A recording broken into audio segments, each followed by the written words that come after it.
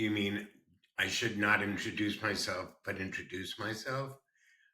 Yeah, so I am, live in Los Angeles.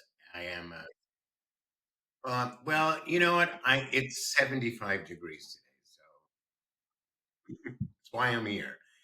Uh, I am a son of Holocaust survivors who are no longer with us. And when the Nazis were marching in Charlottesville, that was my wake up call in 2017. And my otherwise assimilated Judaism came to a screeching halt and kind of followed a path towards um, pursuing not only just not necessarily my religion, even though there's a song, it's my religion, but just to be able to really want to live up to the heritage and the honor of having the kind of legacy that my parents survived for me to be proud. And in the moment we're living in, if you think I'm ready to like settle for any kind of fascistic or anti-Semitic universe, honey, bitch, go to the back of the room. Mm-hmm.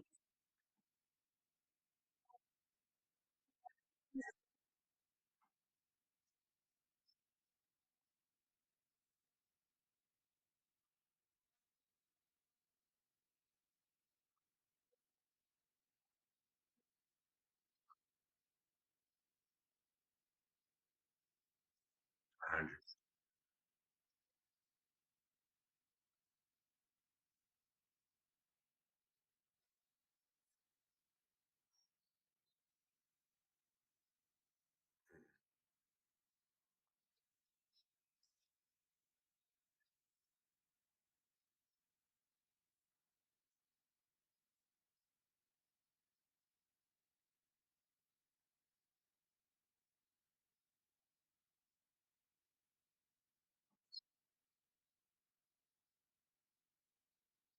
Wow, thank you.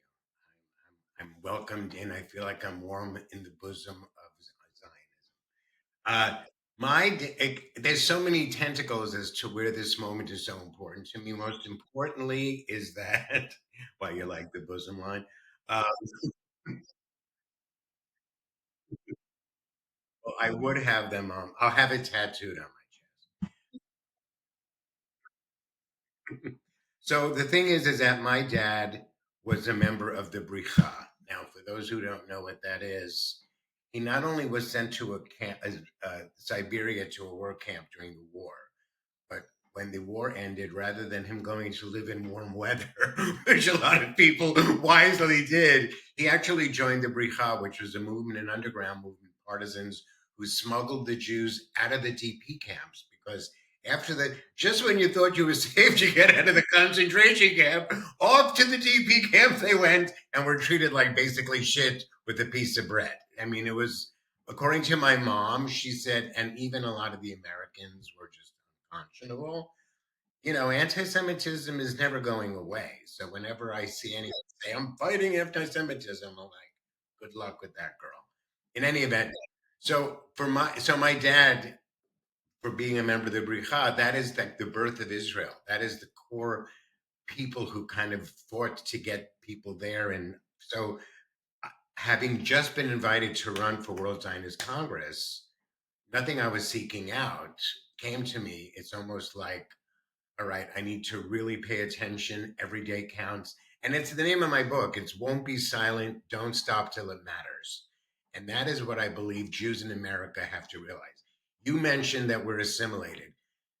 The cancer of assimilation is is something that you can get better from. It's just like when people get regular cancer and they get chemo and they survive and whatever.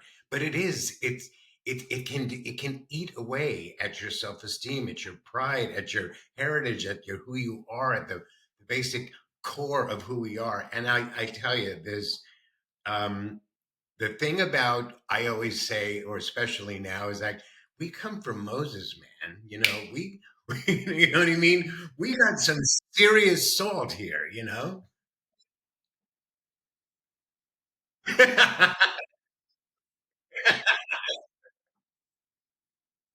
Wait, and then there's the other thing, jump ahead. You can always watch the episode and take notes. I love I love that. We haven't started. Uh, no, yes, yes, yes, yes.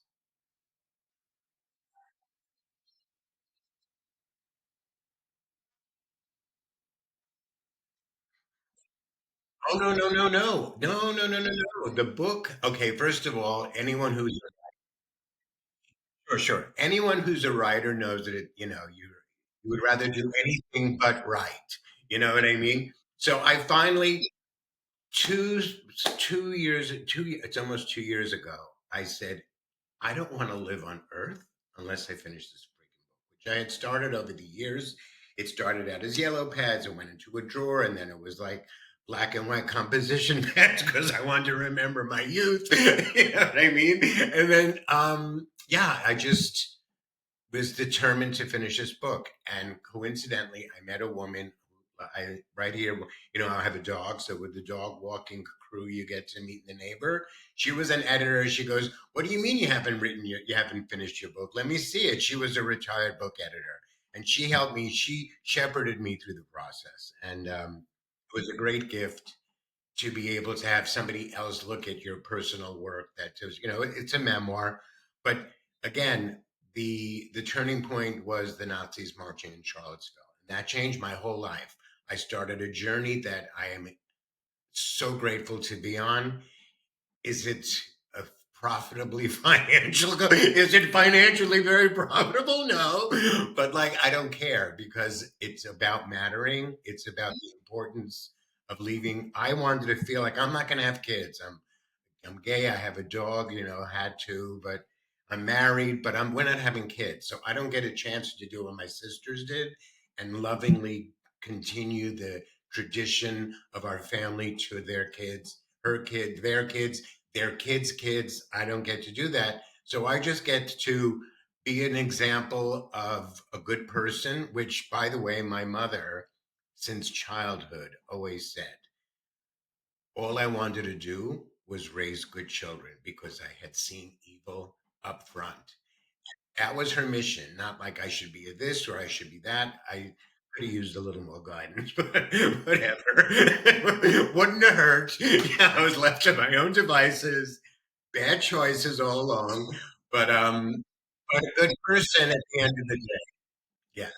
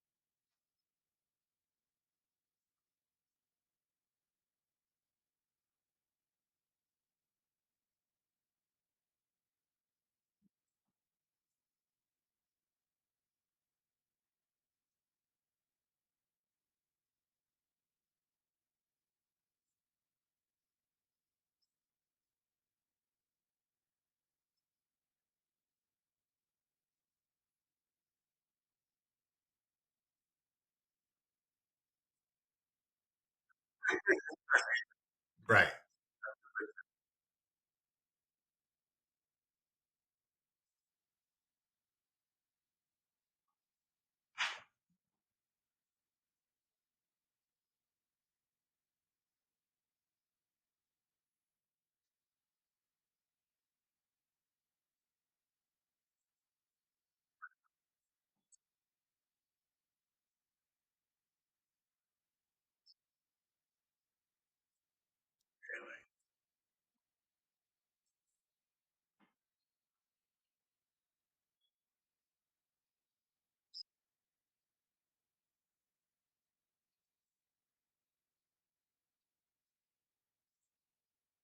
Definitely. And the Zionist community, and what you're doing actually is part of this thing that I'm telling the people I'm running with from the Jewish Future Slate that I'm part of, is we have to help reposition the word Zionist. It has become the N word in this country, and it's got to change. And it's in the post that I'm doing today. My Substack post today is I did an interview with the guy who does a lot of fundraising in the political and Jewish arena, and it's called Two Jews Walk Into a Bar. And then we talk about the Holocaust. No. So so there is something really important about how the black community has embraced being called the N word and turning it into like my brother, take all the power out of it. And that is what we need to do. And that's a campaign I want to be part of, because if you think seeing Zios scribbled around is going to impact me, it's like, thank you. Thank you. Call me Zionist, bitch.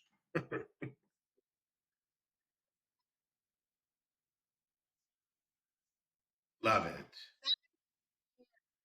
Love it. So yeah, so it's again, our we're in a teeny weeny minority here, because when you think about the logistics of the 7.5 million Jews in America, that in 2020 only 125,000 people voted for World Zionist Congress, which is a body that is so important to the health and well-being of you fucking Jews, like snap the fuck out of it and vote.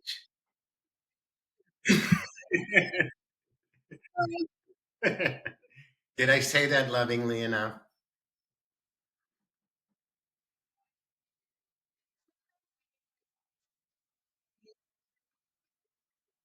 I know.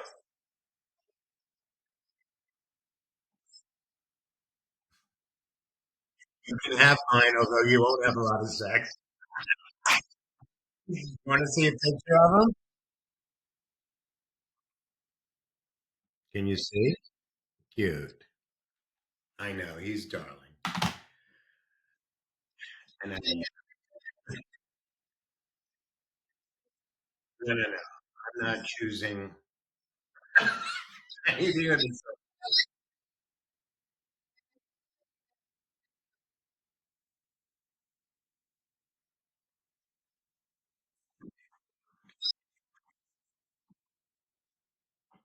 What does that mean? I'm not good at Hebrew. I tried. You'll find one, honey. Is that just the only thing I'm going to tell you about Shlomi is that I don't really speak Hebrew, even though I went to the first 6 years to Hebrew school and yeshiva, and it didn't register. Uh, I call that I speak. His name is Shlomi. I call myself. I say I speak Shlominese because I adapted. Because he's got a such a broken. We can communicate, but it's kind of like people listening go, "Do you realize what he said?" I said, "Of course." I said, "I was raised with parents from the other side. You don't think I have to like navigate what the fuck they're saying?" It's like old home week for me. Oh Lord,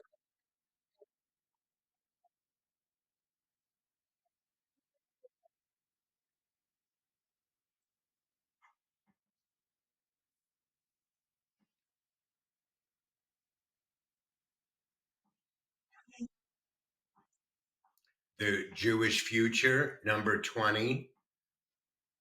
You are with.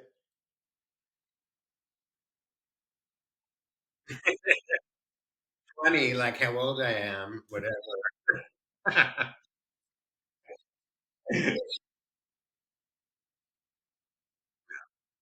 mean, I might have done less.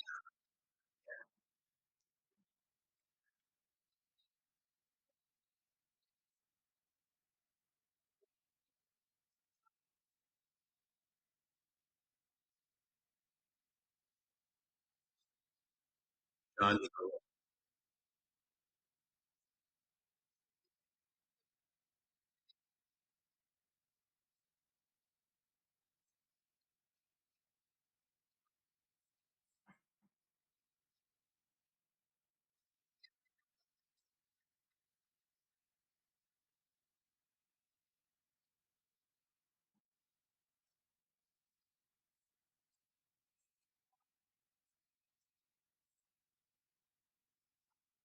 Right.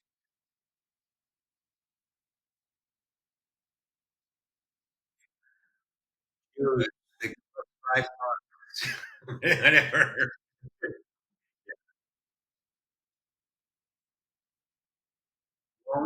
Won't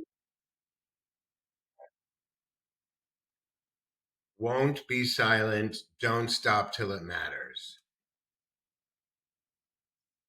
I I'm ready to go. First of all, the book, for those of you who just want to know, it's a memoir, but it's having parents who survived the Holocaust. It is an innate DNA to survive whatever you go through. And I've had huge challenges to survive, which is all in here. But you'll laugh, you'll cry. It's better than cats, is what I like to say. But I just, I just have to read you. I wrote. Well, it does start off. The opening is "Hello, gorgeous," just because who doesn't love. I just want to read, even though I just want to read one paragraph that I wrote before all this. I wrote this in 20. The last was I finished when I did a reboot of it all. This is what I had written originally in 2020. So think of the timeline. Most because okay, the extraordinary won't be silent. I built a whole social media community through won't be silent. Through that became my moniker and still is. And it's like the extraordinary won't be silent community that has emerged through this project with its message of hope that rose from the ashes of the Holocaust will help build a brighter future so another Holocaust won't happen. Despite this latest crop of misguided, propagandized, terrorist loving, helicoptered, far left, democracy abandoning lemmings and assorted Islamist anti Semites threatening to wipe out the Jews, trust me, they will not win in the end. Let's face it, if Jews are meant to be wiped off the face of the earth, we would not have survived 40 years in the desert after being slaves in Egypt, building those fucking pyramids. The constipation from the matzah alone would have taken us out. 40 years of constipation, girl, before you get to a bathroom? Sorry. Yet, don't sit on your laurels, kids. Our work has just begun. The forces of evil that brought my grandparents to their violent, unfortunate deaths, coupled with what my parents had to endure, are not that far off on the horizon. If you squint hard enough, you can see the foreshadows of an America you won't recognize. Lord knows we hear mumbling, rumbling, and the drumbeat of a new kind of war by evil factions here and abroad, which is why we can't, must not, and won't be silent. And then it's definitely not the end. So coincidentally, like who needs to be prophetic about that shit? You know what I mean? But this is where we are, and this is where we have to remember we have spines of steel. We're Jews, man. We get through all of it.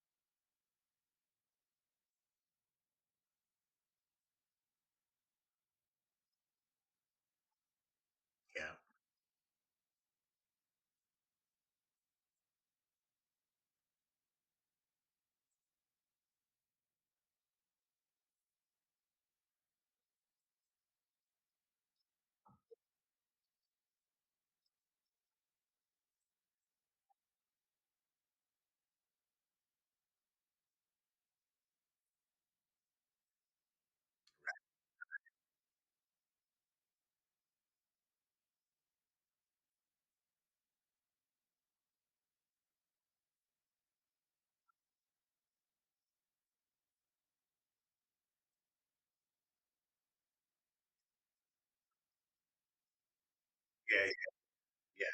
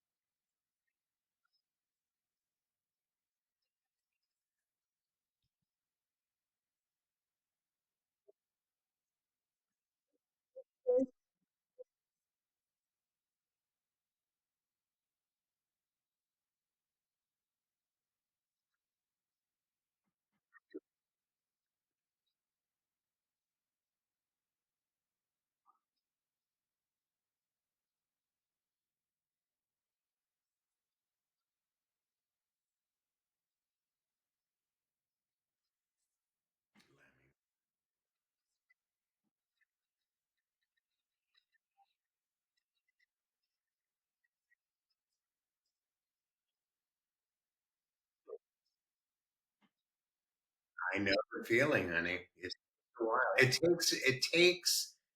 You want to know something? And this no, that no, not even just at least one good editor. Um, I will say this, and that's to you and to anyone that's thinking or trying or have been and have postponed and have kind of just gotten lazy about it. When I handed in the manuscript, I felt like if everybody could feel like me, there would not be wars.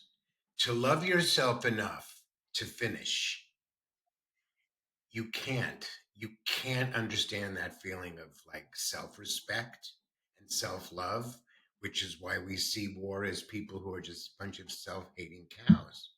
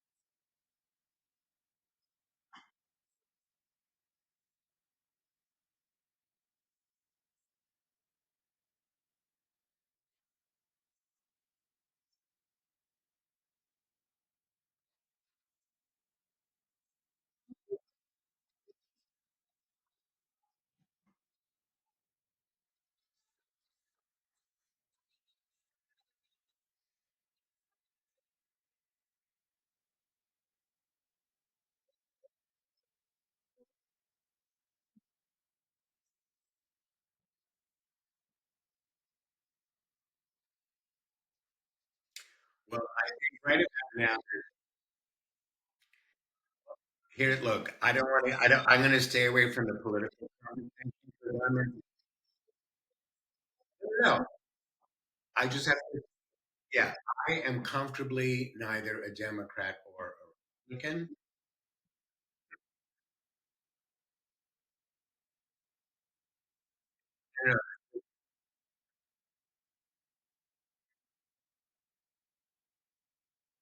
Okay, that's not going to happen because they think that that's what they're doing by being that. So the good news is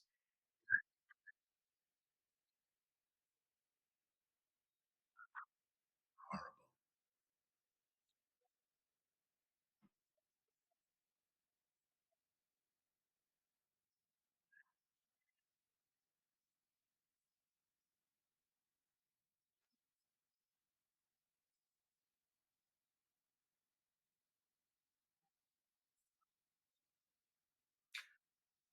It's also, but it was already this. That's not new either with Jews.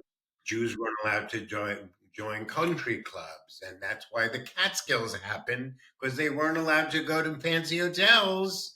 They were like, "Fuck you, we're gonna go do we're opening up the Concord Hotel and go fuck yourself," you know. So yeah, I mean, it's you want to know. You know how I there's of course never one thing, but another way I'm really settled into seeing all this around us, and rather than let it anger me all the time, I've decided to look at it as like, you're so embarrassing. You know what I mean? And then it's almost like you're like, it automatically gives you a little bit of power to be kind of condescending at whether you're walking around with the schmutz on your face. And I can imagine from your breath in general, you must be torturing yourself just to be able to march along with your otherwise kites. I've never seen so many kites at a march in my life. And the difference is, it's true. They're all Mias, period.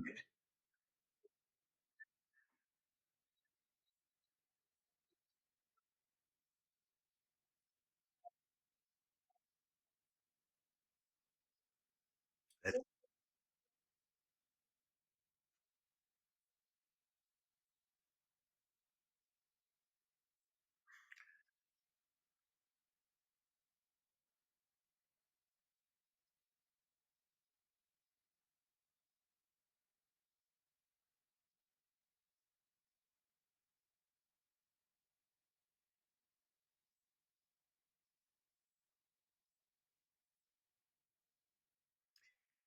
okay.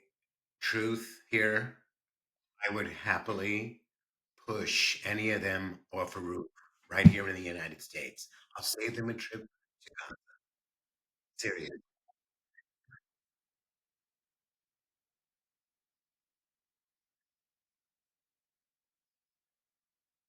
It's cheaper to push them here to save you money. No, no. It's just like, again, they're embarrassing. I'm in Beverly Hills, which is it's a walking distance to West Hollywood from where I live. And during Gay Pride, you just see them walking around with it's like, at least take the keffiyeh and make it a skirt, because I can't look at it otherwise. It's just ridiculous. And you should tie dye it while you're at it. A tie dyed skirt. Yeah. Move over Diane von Furstenberg. The wrap is I can't. It's just and they're real. It's just, and I think a little of this is attributed to the after effects of COVID, because they've been so kind of in their own spaces that they feel this opportunity to galvanize about something. But I'll tell you why it really is annoying more than anything else, and embarrassing. As someone even in seventh grade marching against the war in Vietnam, and being when my activism gene kicked in, we lost 55,000 Americans, 58,200 American soldiers. You know, don't compare your bleeding heart peacenik bullshit act about something that's so far away, a place you will never touch the fucking grass in. You know what I mean? As opposed to the people we lost here and whatever. I'm sorry. I just don't even get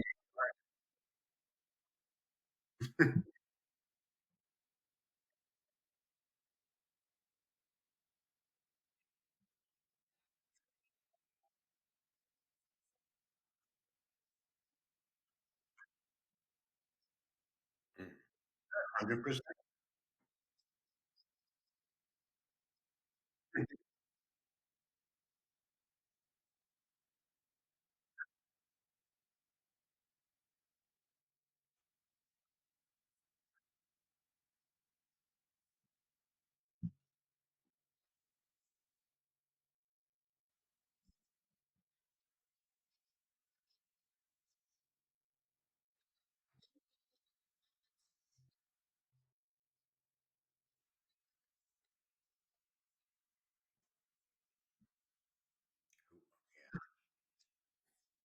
And that's why they cover their faces. They don't want their parents to see them on camera, because they're going to get totally reprimanded. You can't tell me that that many parents of those brats are pro-Palestine. It's just generational. It's this new crop of, as I said, propagandized, helicoptered lemmings who have been, the impact of Qatar's huge investment in our education system.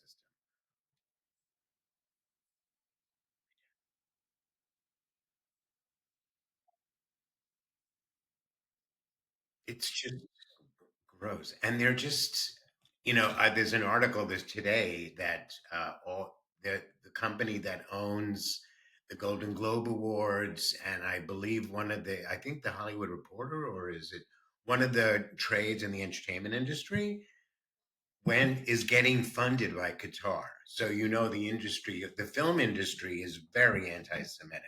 Excuse me, you have a career because of Jews. Go fuck yourself with your Stunkiness stories about people I don't give a shit about. I know. People like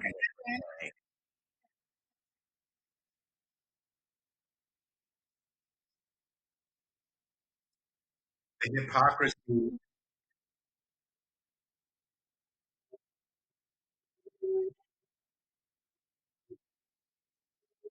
No billion. You know what? It's the hypocrisy of all of our politics, not only theirs, it's ours. I don't care what side of the fence you're on. We're the worst. I mean, it's just in America. Did you did you hear King Charles wants to take America back? He can have it. Like right on the bridge.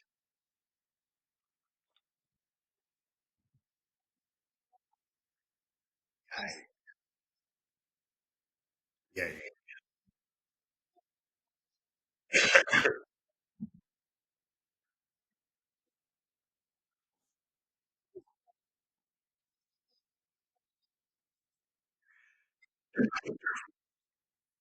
Love, love.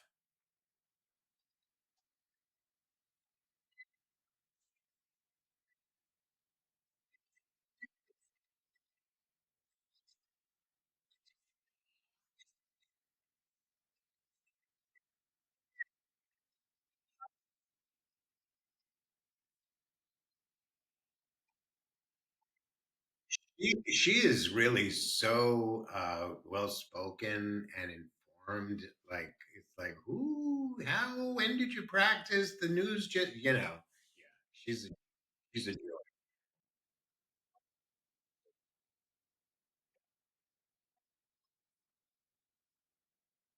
Yeah,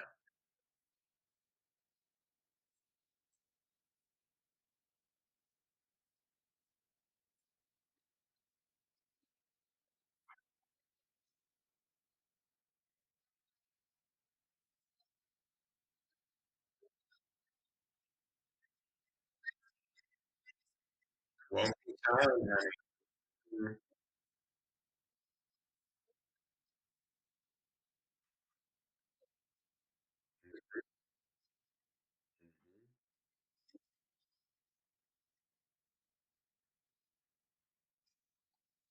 mhm. Yeah,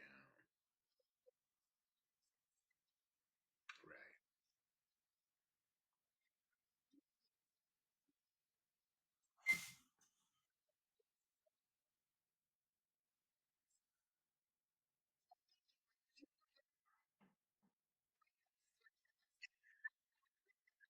Yeah.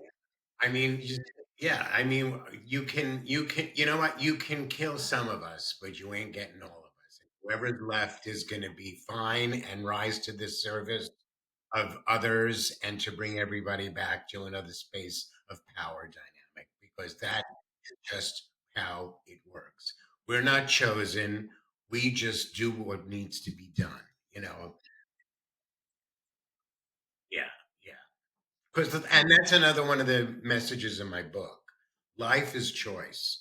Like when I was going through the hardest part of my addiction, and everybody, of course, from my generation, went off to rehab to kind of be like a big spoiled brat. I knew that I didn't want to do that. I wanted to choose to go through that by myself and to get through it. And that is just like everything you feel, every way you react to something, you're choosing to do that. And that's how you can start taking ownership little by little, especially when you see so many probably of the people that are protesting universities. I think they're doing it out of peer pressure, you know. So they're choosing to just kind of be weak in that moment because they're afraid of being ostracized, not even for being Zio, but just because they don't want to kind of join. It's the pressure of, mob pressure. It just is.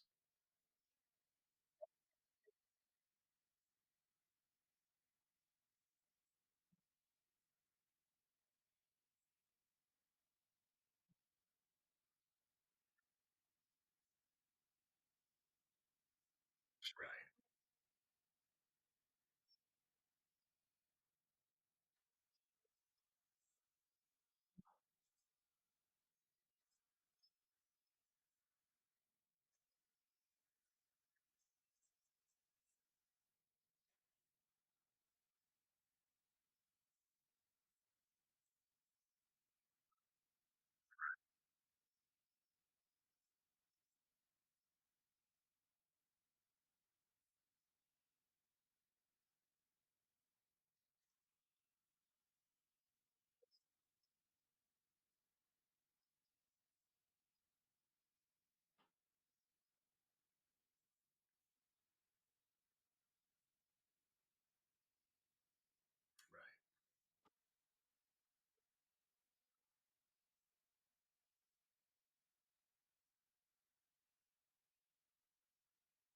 right,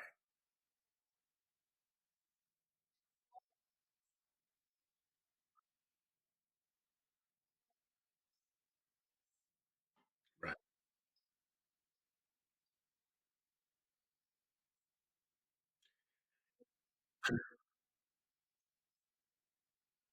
right. Yeah, no, no. And cut to, I just did a project which was a deep dive into media bias against Israel, which has been like this eye-opening, horrendous truth. And but so important. And it's almost like I think the First Amendment needs an amendment because you can't seriously, it's speech no matter what. Yeah, and it's also like you can't tell me that only screaming theater fire in a theater is the only way that it's going to be like, oh yeah, I know, because and it's even in today's or yesterday's post. Oh yeah, I did a post about it yesterday. I mean, at least the KKK took off their hoods and are walking around in like khakis and a polo shirt. You know, not that I'm like desperate for like little advantages, but you can't walk around threatening people with your face covered. I get it. You're a Miaskite. I get it. You know what I mean?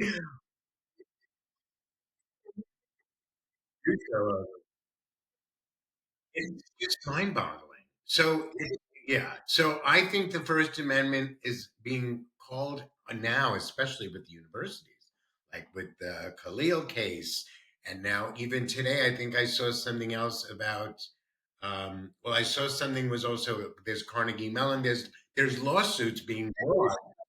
Of course, they get thrown out under the First Amendment.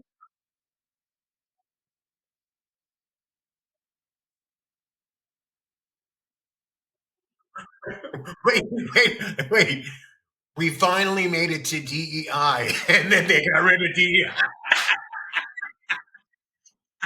Yes, we're in the minority group, and you're all canceled. Like you really, it's like you don't even need to be in any group. We just have to just remember.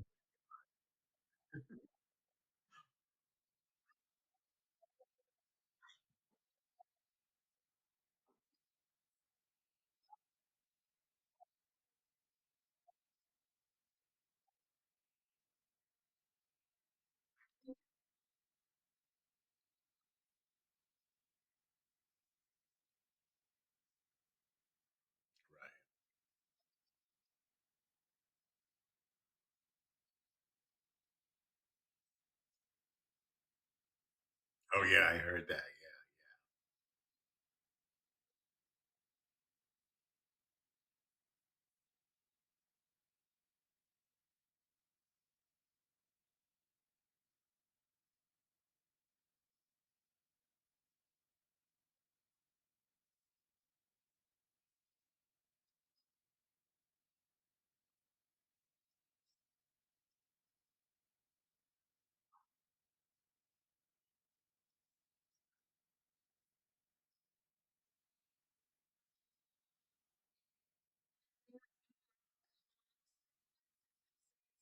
Well, you haven't seen a lot of.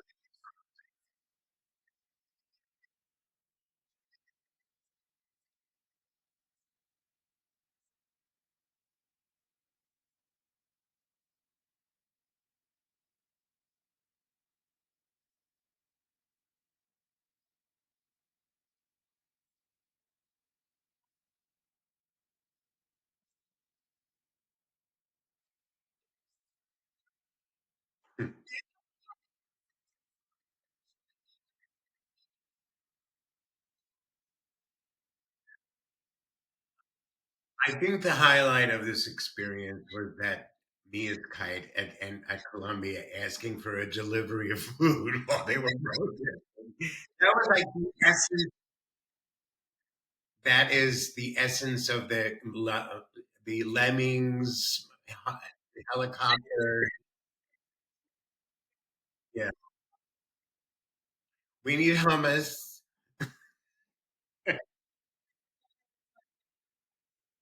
I mean, it's really, yeah. So that's what I say. Like they're embarrassing, and when you allow yourself to be embarrassed by them as opposed to incensed, it's better for your heart and your your what's it called, heart pressure. What is it called? Blood pressure. Um, but yeah, I mean, again, but I like we said earlier too. I feel it's important to find the humor in everything and anything, and that's not crying. That's just a good solid. That's like that's like even more than knee slapping hilarious. You know what I mean? But like my mother was hilarious. She survived Dachau and managed to come out. Like that's where a lot of me and my sisters have adopted a lot of our humor. She was a sarcastic, funny. You want to hear something unbelievable? Just I have to show you. So my mom passed away in 2002. And here in Los Angeles, I wanted to do something with the LA Holocaust Museum. So we had all those boxes of black and white pictures. I don't know, in my age, if you know. So my sister sent me a box of pictures, and in the box we found a manuscript that my mother was trying to have her life story. Unbelievable! Look, it's like type. She hired some kind of ghostwriter, and it's like we're just me and my nephew. He's a writer too. We're going through it. It's unbelievable. So this is like 25 years old or something. And I'm going to definitely. Well, the funny, hilarious thing is my sister, my sister Rita helped her hire to get the writer person. But when I told Rita, I said, Rita, I found the book. She's like, what are you talking about? And my other sister sent me the box of images. I said, well, you sent me the box. She goes, I don't know what you're talking about. So I'm like, Alzheimer's runs in the family. And I always say, if I forget to so much as zip up my fly, give me the morphine drip. Because I do not want to end up like my mother. No way, no how. Because the end is not pretty. That is not a good way to go. No, we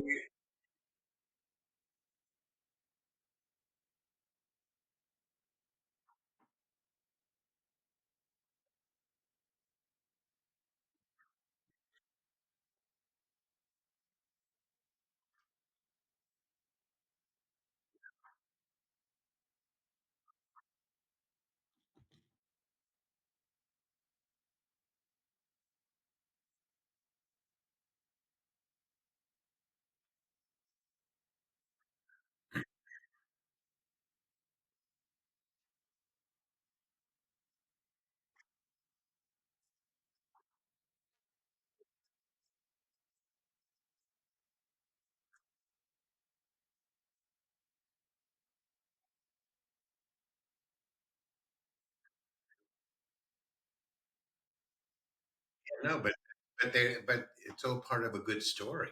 It's you. But you're only going to tell the good news. It sounds like an Instagram. But everything on Instagram. I just have to tell you because I know what's really important about the moment the Nazis are marching in Charlottesville, which is the biggest part of this trajectory that I'm on. Around the time that happened, shortly after that, my sisters and I got an email from the Holocaust Museum in DC. They found a book that was written by one of the survivors of the camp, my uncle, my mother's brother, who was a famous conductor in Vilna before the war. Him and a friend in the camp, the Kluka concentration camp, wrote a song for the prisoners as kind of a silent prayer to keep strong. It was called Stay Silent, Don't Let Them Take Your Tears. They can't, so that was silent protest was all that they were left to do. So the survivor found another survivor and wrote it in the book. And it was almost like a message had come from the ashes of the Holocaust as a song of resistance to the Nazis. So I've taken this, what was originally called Stay Silent, and I had a friend of mine who is a big songwriter read you the lyrics, and that's where the song Won't Be Silent is the message of that piece of music. And I've had it done in Germany and in Mexico in different languages. And that's this journey of taking this song and making it into the clarion call for justice. Originally, it was the idea was whether it's the concentration camp or the cotton fields or the inner city streets, people turn to music at their most challenging moments, right? But I was recently introduced in the the Israeli consulate introduced me to this Israeli singer, and he heard the story of my uncle's piece of music, he just did a demo of it in Hebrew. It's beautiful. I'll send it to you. So the idea is to perform this song in Jerusalem as a song of peace and hopefully bring together Christians, Muslim, and Jewish Hebrew singing this song together because the war can't just freaking go on forever. And it's got to be a call to justice and peace. At some point, that has to happen. It's not happening this week, girl, but whatever. But I'll send it to you. It's beautiful and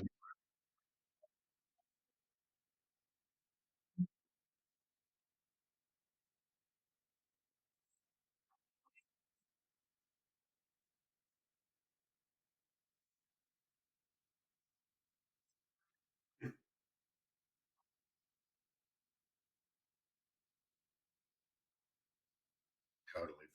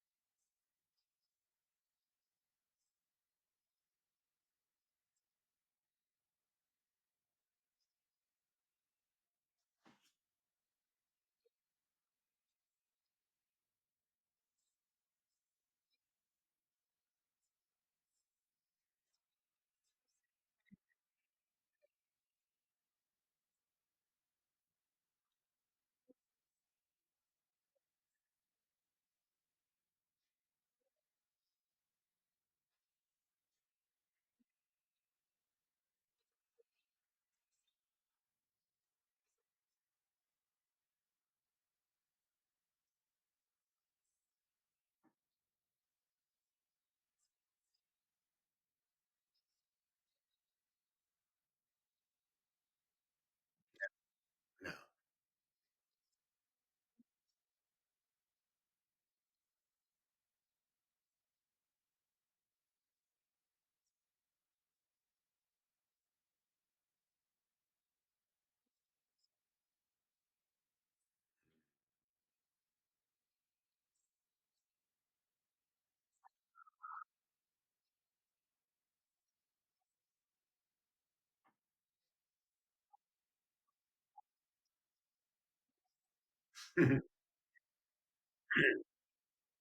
Well, I don't know.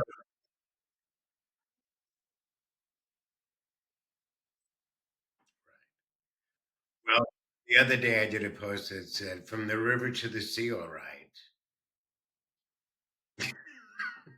Be careful what it's like,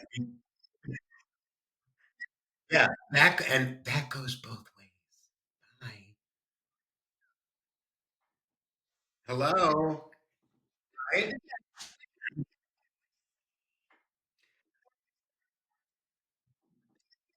No, it's almost like they're calling in. It's like they're calling in their own demise. Yeah, from the river to the sea, Palestine will be free of Palestinians. So toodles. You're doing this, you're doing it.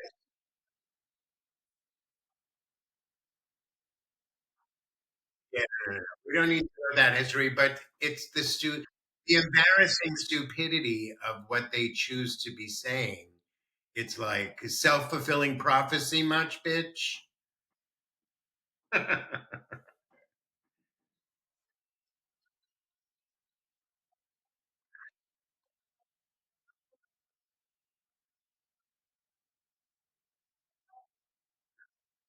Yeah, that's true. Yeah,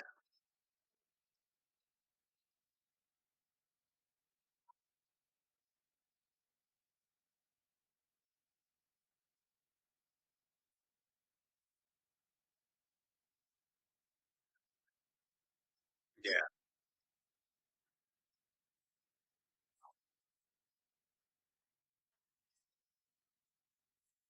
And stop pushing your crap on others. I mean, it's you know what, they're causing their own problems with this.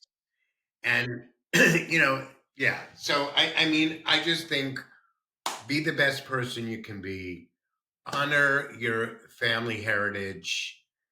Know that this is a passing time, that this too shall pass. These are all the bumper stickers we learn when you like, through life. But yeah, this is the worst of times, but it's also the best of times because I'm where I'm sitting now is I'm so grateful to be here. I'm so grateful to remember who I am and remember who my family was and to meet a whole different again, I understand the assimilated Jew thing.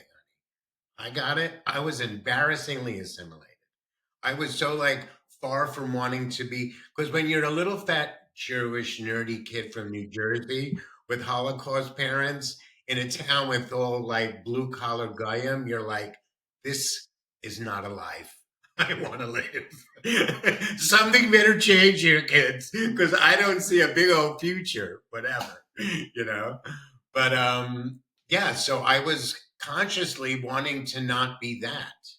So the turnaround for me is so beautiful that I just can only say that it's the best of times. It just is.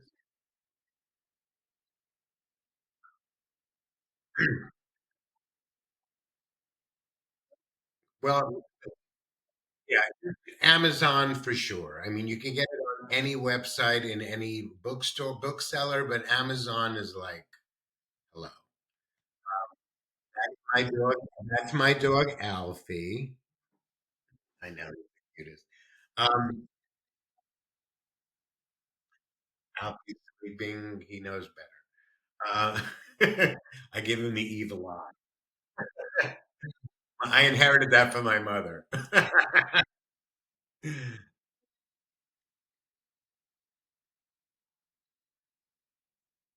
yeah, so that my name Abe Gurko is on Instagram. Won't be silent is TikTok. It's hundreds of thousands of people, and just interestingly enough, even though I have that large of a following, I don't get a lot of hate. I spend time. No, it's not about cute. It's just that, like, you'll get it. Like, if you're not in this track, don't bother. Don't bother.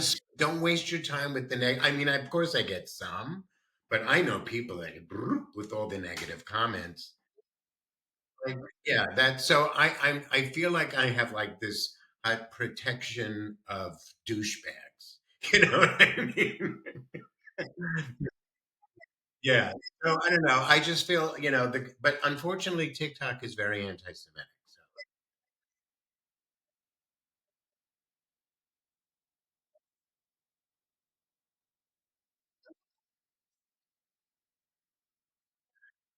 I wouldn't miss it, although it has been a joyous. I mean, I don't do any of my socials is for I don't monetize it. It's because my authentic voice is my gift that I love so much. And granted, you can see, you can see the results of my checking account, but I can't compromise my position on Earth. And it started even in the arts when I was contributing to the Huffington Post before they got bought out by AOL. It was all just they post writers that they liked, and then after that got bought out, and they're like, okay, we're going to start editing you. I'm like, girl, you don't pay me. But then I started which was a hilarious blog in like 2009. I started it. It was called I mean what.com, and it was like it was really good. The remnants are still up. It was like a statement on the emperor's new clothes of like politics, fashion, especially fashion, because I'm a refugee from the fashion industry in New York City. So that's all in a day. It's all in a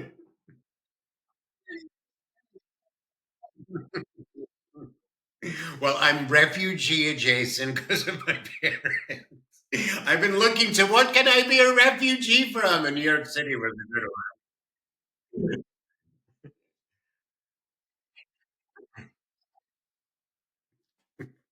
What is your takeaway from this hour?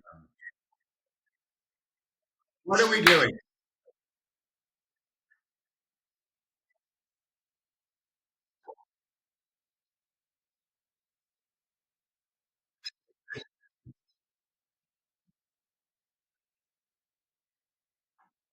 You know what? If you can change one heart, you're doing God's work. You're doing the work of what we're supposed to be doing now. So don't look for the masses. Look for yourself first, then you can transfer it to someone else and see what happens.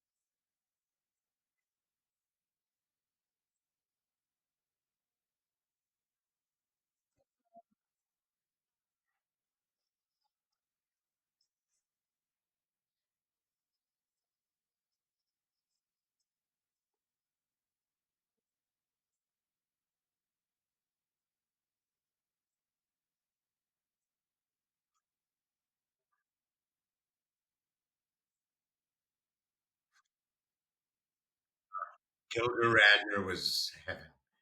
I'm going to but now that to sorry to interrupt, but the point about the flag, really important, made me think of it. Is like, yeah, Americans and Israelis fought and died for their flag. The Palestinians kill for their flag. Period.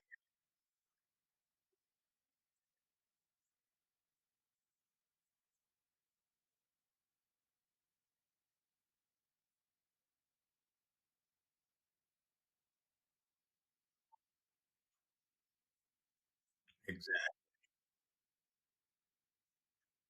Right.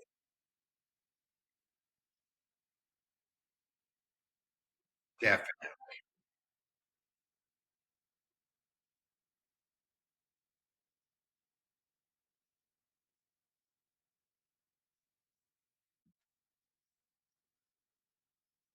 Yeah, immediately. I mean,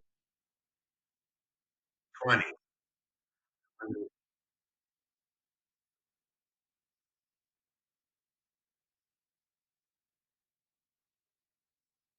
Yeah, we're both look, you're gonna win. It's not a matter of us winning.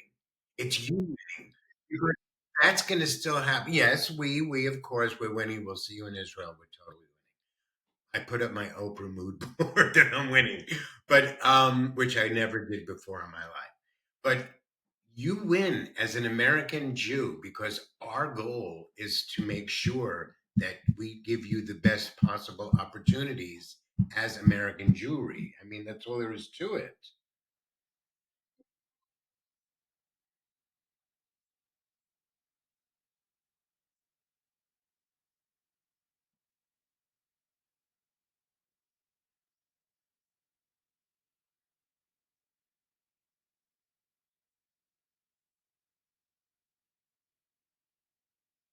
Mm.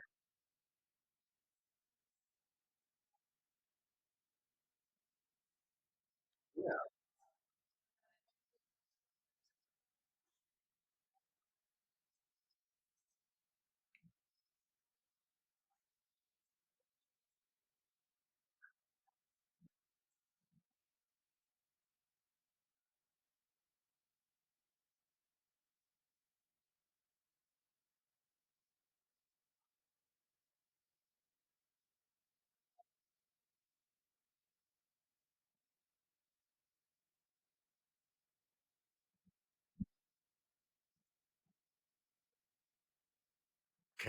Can I show you my story from yesterday on Instagram?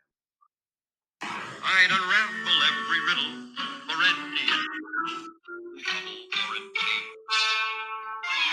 with the thoughts you'd be thinking you could be an Lincoln if you only had a brain. Isn't it genius?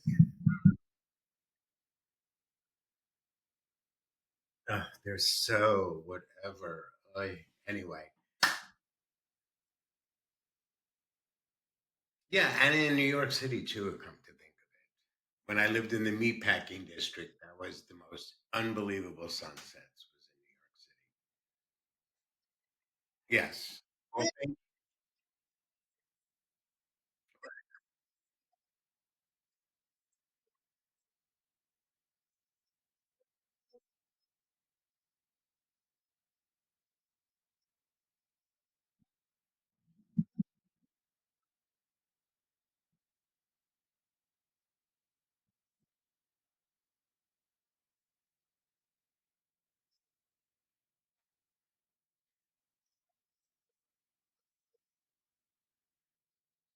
I mean, the kippah wearing crowd. You have to give them a little credit.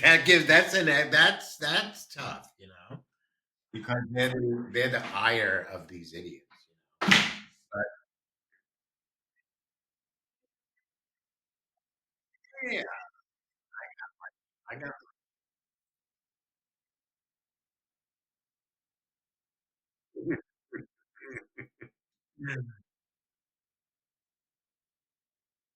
That's your OnlyFans page, Girl,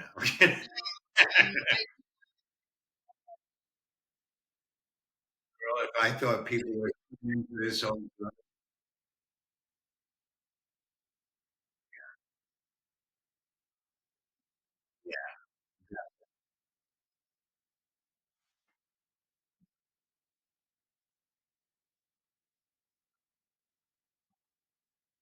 yeah, yeah,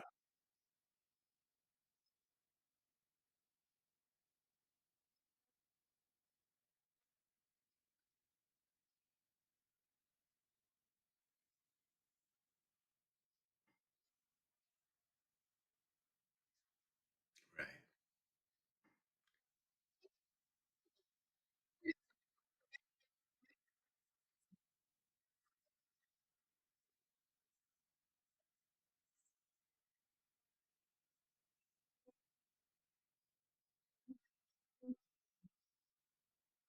I give all the cops credit.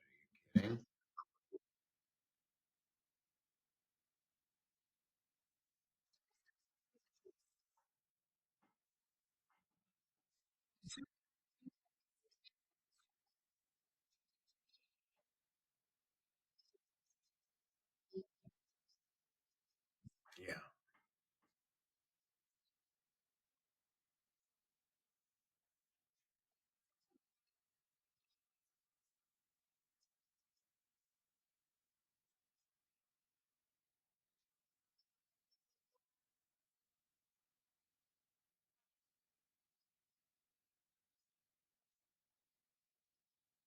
No, cops have, because of the First Amendment, cops have a certain different skin, because we'll scream at them, but they keep it together. Anyway, on to the next thing. Great, great chance to giggle and talk and be Jewish and whatever.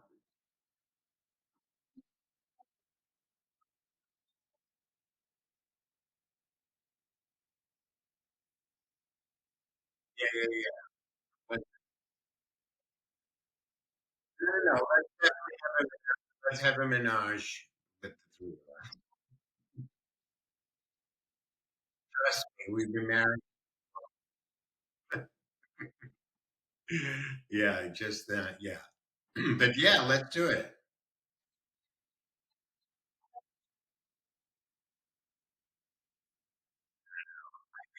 Actually, text me your email address so I have it, and then I'll do a group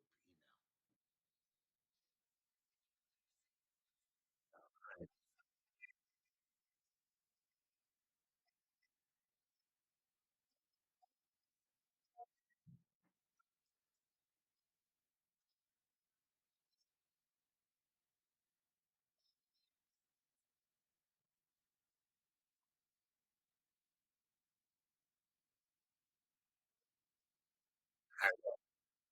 I'm going to say one other thing.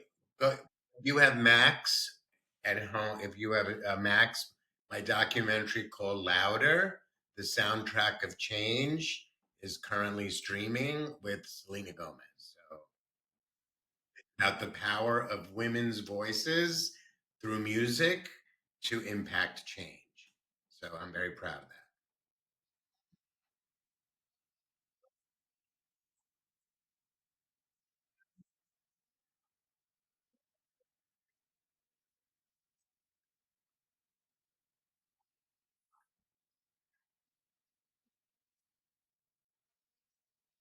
Yeah.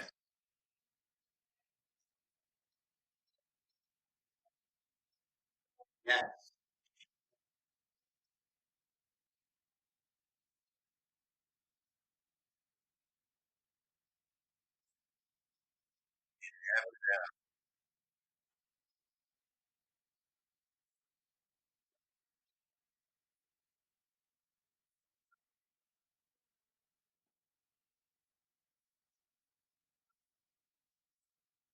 Hmm. Life choice.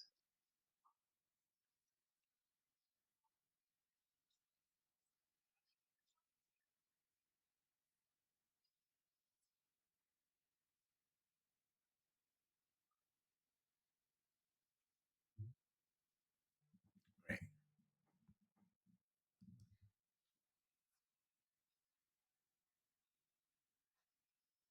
So just watch it says that was fun though. Thank you.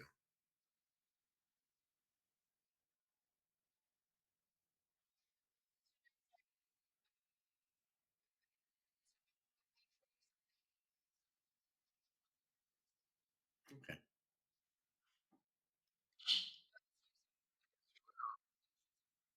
Okay. Process away. Getting processed like